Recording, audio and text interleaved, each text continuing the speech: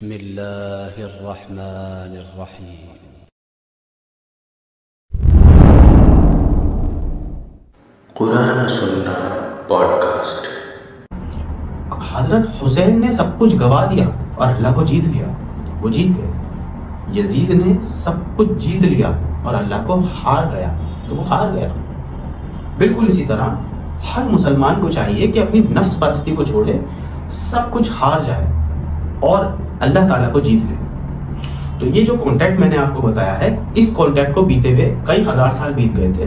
اس کے بعد رسول اللہ صلی اللہ علیہ وسلم کی آمد ہوئی، تو آمد کے بعد لوگوں نے اس قربانی کے طریقے کو، دین اسلام کو بالکل چینج کر دیا تھا۔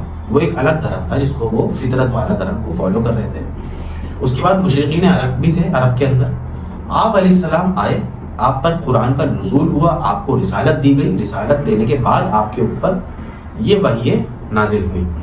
جب یہ وحی نازل ہوئی تب اللہ تعالیٰ نے اپنے صحابہ کو اور جو لوگ مسلمان ہوئے تھے تمام مسلمین کو یہ بتایا کہ حضرت ابراہیم علیہ السلام کی یہ سنت ہے، اس کو زندہ کیا جائے۔ یہ وہ سنت ہے جس کو سنت اہم سنت کہا جاتا ہے، یہ فرض نہیں ہے۔ جس کی استطاعت نہیں ہے بکرا خریدنے کی، وہ اگر قربانی نہیں کرتا ہے تو اس کے اوپر گناہ نہیں ہے۔ جس کی استطاعت ہے وہ قربانی کرے۔ میں کہتا ہوں بکرے کو کاٹنے سے بہتر ہے کہ اپنے جتنے بھی اسلام کے خلاف اور جو اللہ تعالیٰ کی نافرمانی کی جو چیزیں ہیں ان کو ختم کریں۔ اس کے بعد وہ سستے سے سستا بکرا بھی اگر قربان کرتا ہے تو میں دعا کرتا ہوں اللہ تعالیٰ اس کی قربانی کو قبول فرمائے اور اس کو اس کا اجر نصیب فرمائے۔ اور کوئی سوال؟ ایک پچھلے تعلق سے کچھ سوال آئے تھے کہ جیسے کہ بقرعید کے اوپر ہمارے پاس تو ہم ذبح کر دیتے ہیں، ٹھیک ہے، لیکن موسیٰ علیہ السلام کے زمانے میں ایسا کچھ تھا نہیں۔ وہ جو تھا کہ آسمان سے آگ کا آنا اور اسے جلا دینا، مال غنیمت کا یا زکوٰۃ کا، اس تعلق سے کچھ بتا دیں۔ ہاں، تو وہ ان کی امت پر جو بنی اسرائیل تھی ان پر یہ اس طریقے سے واجب نہیں تھی یہ قربانی جس طریقے سے اللہ کے رسول نے یہ ہمیں دی ہے، کیونکہ ہم آخری امت ہیں۔ اور دیکھا جائے تو ہم دین ابراہیمی پر چل رہے ہیں، اللہ کے رسول بھی دین ابراہیمی ہے، ملت ابراہیم، یہ قرآن کے اندر آتا ہے نا کہ یہ ابراہیم علیہ السلام کی ملت ہے۔ اور اسی میں سے 3 دھرم ڈیوائڈ ہوتے ہیں، یہودی، کرسچنز اور ہم مسلمز۔ آخری امت ہم مسلمز ہیں کیونکہ آخری نبی ہمیں ملے، تو ان کی شریعت الگ تھی، ہماری فائنل شریعت ہے، فائنل شریعہ محمدی ہے جس کے اندر یہ واجب ہے۔ اور یہ جو آج کل جو ہمارے لوگ آتے ہیں کہ میں اتنا لیا ہے یا میں اتنا لیا ہے زیادہ سے زیادہ، اور بہت سے لوگ کیا کرتے ہیں وہ قربانی کر کے زیادہ سے زیادہ گوشت خود رکھ لیتے ہیں اور باہر بہت کم تقسیم کرتے ہیں۔ ان لوگوں کے ساتھ کیا یہ کس طریقے کی اپنے نفس کو مار رہے ہیں، قربانی کر رہے ہیں؟ دو حدیثیں ہیں، دونوں حدیثیں الگ ہیں۔ تو اس کو کہتا ہے کہ جیسے پہلے کے زمانے میں مسلمان کم تھے، کم لوگوں نے اسلام قبول کیا تھا، تو اس زمانے میں گوشت کو سٹور کر کے رکھنا اللہ کے رسول نے منع فرمایا تھا۔ بخاری کی حدیث ہے، اللہ کے رسول نے فرمایا میں تمہیں گوشت رکھنے سے منع رکھوں گا، فوراً اس کو بانٹ دو، فوراً۔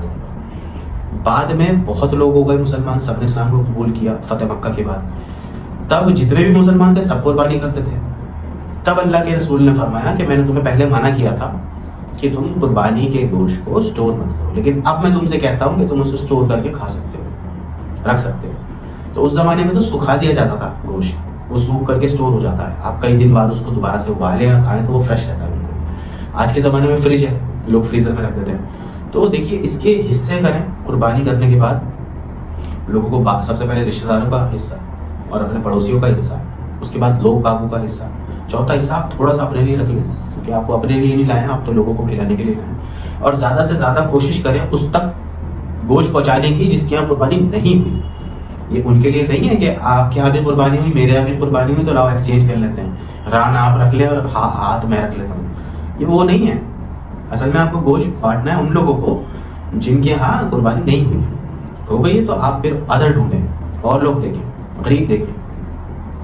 اور یہ جو ہمارے پاس آج کل جو بھی ہونے والا ہے کچھ ٹائم میں بقرعید پہ ہی کہ گندگی بہت ہو جائے گی، کوڑے گھتے پہ ہو جائے یا ویسے کہیں بھی کچھ بھی ڈال دیتے ہیں، اس کے تعلق سے اور کچھ بتا دیں۔ اس سے تو مسلمان اپنا کردار جھلکا رہا ہے نا زمانے کے اندر۔ دیکھیے جتنے بھی آپ کالونیز، ڈبل اسٹوریز دیکھیں گے جس میں نان مسلم رہتے ہیں وہ بہت صاف ستھری جگہ ہوتی ہے، اور کہیں بھی آپ چلے جائیں گے جہاں مسلمس رہتے ہیں وہاں پہ بہت گندگی ہوتی ہے۔ اس کی وجہ ہے کہ مسلمس کے اندر خاص کر اس ایریا کے یو پی دلی، یہاں کی جو مسلمس ہیں ان کے اندر ڈسپلن نہیں ہے کہ اگر اپنے گھر میں ان کو جو اپنا ڈسٹ بن ہے وہ صاف کرنا ہے تو جو کچھ ڈسٹ بن کے اندر ہے گلی میں پھینکنا پسند کرتے ہیں. تو یہ سمجھتے ہیں کہ ان کا گھر صرف یہی ہے، گلی جو ہے وہ ان کے گھر میں انکلوڈ نہیں ہوتی ہے. لیکن حقیقت یہ ہے کہ آپ کا پورا محلہ آپ کی ذمہ داری ہے. جب لوگ آپ سے ملنے آتے ہیں تو آپ کا محلہ، آپ کی گلی، آپ کا گھر سب کچھ دیکھتے ہیں. آپ کی گلی صاف ستھری ہوگی تو بھی آپ کی عزت ہوگی، آپ کا محلہ صاف ستھرا ہوگا تو بھی آپ ہی کی عزت ہوگی. تو مسلمان کی فرسٹ پرائورٹی صاف ستھرائی ہے. جبکہ حدیث کے اندر آتا ہے کہ پاکی جو ہے نا وہ آدھا ایمان ہے، صاف صفائی. تو ایسا کام کرنے سے کہ آپ کے جو کوڑے دان ہیں، آپ کے جو خطے ہیں، آپ کی جو گلیاں ہیں، اگر وہاں بقرعید کی وجہ سے گندگی ہے تو یہ بہت شرم کی بات ہے. ایسا نہیں ہونا چاہیے. مسلمان اپنا کردار دکھائے کہ ہاں ہر جگہ صاف ستھرائی. شکریہ شہباز بھائی. اور زیادہ سے زیادہ میرے حساب سے تو کوئی اور ایسے کوئی معاملات ہیں نہیں ابھی بقرعید کے تعلق سے. جو ہمارے پاس سوالات آئے تھے وہ میں نے آپ سے بیان کر دیے اور آپ نے ماشاءاللہ بہت اچھے طریقے سے ان کا جواب بھی دیا ہے. اور کچھ اگر آپ کچھ نصیحت کرنا چاہیں تو کر دیں. نہیں، اور بھی سوال ہوں گے تو انشاءاللہ ہم اس کو کور کریں گے اور اگلی ویڈیو کے اندر ہم اس کو پوسٹ کر دیں گے بیفور بقرعید انشاءاللہ. سبحان ربک رب العزت عما یصفون وسلام علی المرسلین والحمد للہ رب العالمین.